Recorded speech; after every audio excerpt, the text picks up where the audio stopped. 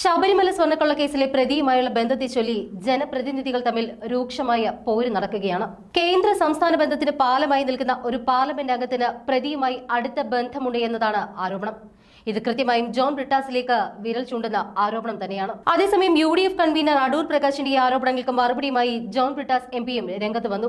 ഉണ്ണികൃഷ്ണൻ പൊറ്റിയുടെ പേര് ആദ്യമായി കേൾക്കുന്നത് തന്നെ ശബരിമല വിവാദങ്ങളുമായി ബന്ധപ്പെട്ടാണ് എന്നും തന്റെ പേര് ഇതിലേക്ക് വലിച്ചിഴച്ചാൽ നിയമ നടപടികൾ സ്വീകരിക്കുമെന്നും ജോൺ ബ്രിട്ടാസ് പറഞ്ഞു. തീർച്ചയായിട്ടും ഒരു സംശയമില്ല. ഞാൻ നേരത്തെ തന്നെ എല്ലാവരോടും പറഞ്ഞു, നിങ്ങളെ കൂടി ഞാൻ അറിയിക്കാം. നിങ്ങളിലൂടെ മാത്രമാണ് എനിക്കെതിരെ അന്വേഷണം ഉണ്ട് എന്ന് എനിക്കറിയാൻ കഴിഞ്ഞത്. എന്ന് വെച്ചാൽ ചാനലുകാരിൽ നിന്ന് മാത്രമാണ് എനിക്കെതിരെ അന്വേഷണമുണ്ട് എന്ന് അറിയാൻ കഴിഞ്ഞത്. തീർച്ചയായിട്ടും അതുമായി ഞാൻ സഹകരിക്കും.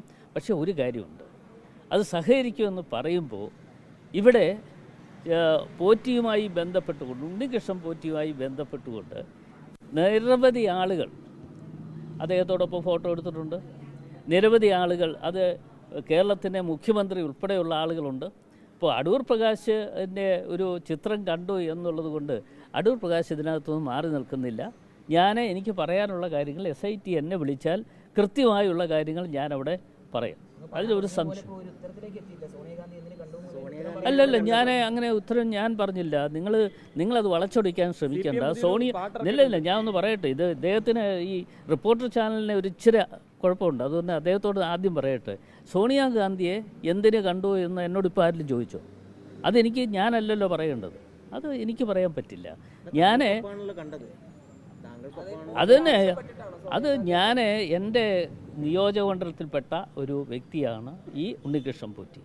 ആ ഉണ്ണികൃഷ്ണൻ പോറ്റി ആയി ബന്ധപ്പെട്ടുകൊണ്ട്, ഇയാൾ കള്ളനാണെന്നോ കാട്ടുകള്ളനാണെന്നോ കൊള്ളക്കാരനാണെന്നോ അറിഞ്ഞുകൊണ്ടല്ല അയാൾ എന്നെ കാണുന്നതും പരിചയപ്പെട്ടതിന് ശേഷം അയാൾ ഇവിടെ ശബരിമലയിൽ അന്നദാനം നടത്തുന്നുണ്ട്. അതിൻ്റെ ഉദ്ഘാടനം നടത്താൻ എത്തണം എന്ന് എന്നോട് ആവശ്യപ്പെട്ടു.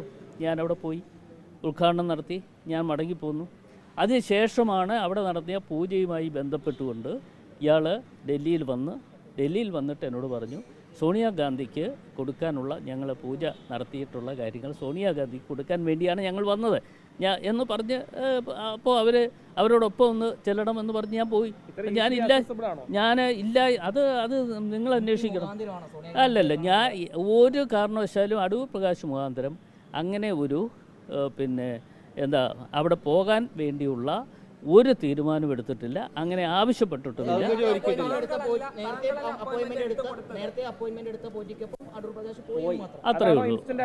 അത്രേ ഉള്ളൂ. അല്ല, നിങ്ങൾ ആഗ്രഹിക്കുന്ന പോലെ സോണിയാഗാന്ധിയോടൊപ്പം ഞാൻ ഒരു കാര്യം ചോദിക്കട്ടെ. അല്ല, പ്ലാൻ ചെയ്തൊന്നുമല്ല. ഇയാൾ അവിടെ വന്നിട്ടാണ് എന്നെ ഫോൺ ചെയ്തു എന്നോട് പറഞ്ഞു, ഇങ്ങനെ നാളെ അപ്പോയിൻമെൻറ്റ് എനിക്ക് കിട്ടിയിട്ടുണ്ട്, അതുകൊണ്ട് സോണിയാഗാന്ധിയെ കാണാൻ പോകുന്നുണ്ട്. അപ്പോൾ MP എന്നുള്ള നിലയിൽ അങ്ങോട്ട് വരികയാണെങ്കിൽ നല്ലതാണ്. അതെ. ഈ സ്ഥലം MP പോലും അറിയാതെ അവർ പെർമിഷൻ എടുക്കുന്നു, പിന്നീടാണ് താങ്കളെ കൂടെ വരുമോ എന്ന് ചോദിക്കുന്നത്. അതൊക്കെ എങ്ങനെയാണ്? അല്ല, ഞാൻ ഒരു കാര്യം പറയട്ടെ. സോണിയാഗാന്ധിയെ സംബന്ധിച്ചിടത്തോളം ദേശീയ അടിസ്ഥാനത്തിൽ അവിടെ ആരൊക്കെ വരുന്നു, എത്രയോ ആളുകൾ അവിടെ അപ്പോയിൻമെൻറ്റ് വാങ്ങി ഓരോ ദിവസവും സോണിയാഗാന്ധിയെ കാണുന്നുണ്ട്.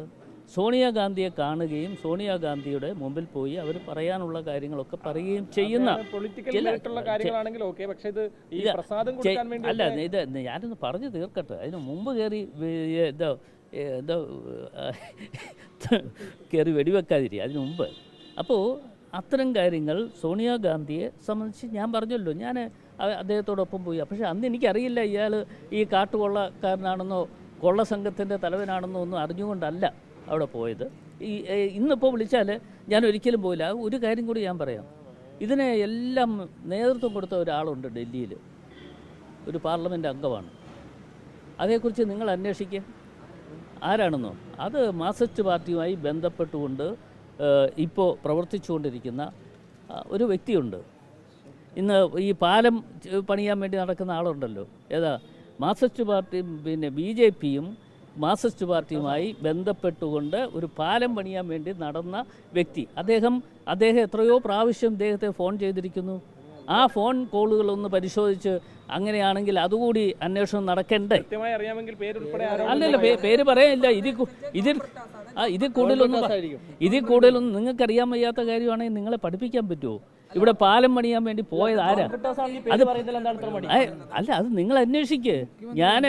ഞാൻ പറഞ്ഞിരിക്കുന്നു, നിങ്ങൾ അന്വേഷിക്കുക. ഈ പിന്നെ ഉണ്ണികൃഷ്ണൻ പോറ്റിയുടെ ഫോൺ കോളുകൾ വെച്ചുകൊണ്ട് നിങ്ങളൊന്ന് അന്വേഷണം നടത്തുക. ആ അന്വേഷണം നടത്തി ആരൊക്കെയാണ് ഫോൺ കോൾ ചെയ്തിട്ടുള്ളത്. ഒരുപാട് പേരുടെ ഫോട്ടോ ഇല്ലേ?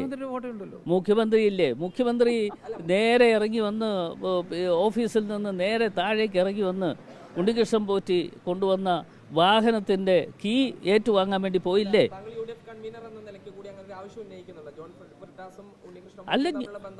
അല്ല, അത് അന്വേഷിക്കണം. അതും അന്വേഷിക്കേണ്ടതാണ്. ഇപ്പോൾ അടൂർ പ്രകാശിനെ കുറിച്ച് SIT അന്വേഷണം നടത്തുന്നു എന്ന് പറയുമ്പോൾ ഞാനിതിനെ സ്വാഗതം ചെയ്യുന്നു. അതോടൊപ്പം തന്നെ ഇതൊക്കെ അന്വേഷിക്കണം. ഇങ്ങനെയുള്ള ഒരുപാട് ആളുകൾ ഇതിൻ്റെ ഉള്ളിലുണ്ട്. ഇവരുടെയൊക്കെ സാമ്പത്തിക സ്രോതസ്സിനെ കുറിച്ച് അന്വേഷിക്കണം. ആ സാമ്പത്തിക സ്രോതസ്സിനെ കുറിച്ചൊക്കെ അന്വേഷണം നടത്തുമ്പോൾ പല കാര്യങ്ങളും പുറത്തു വരും.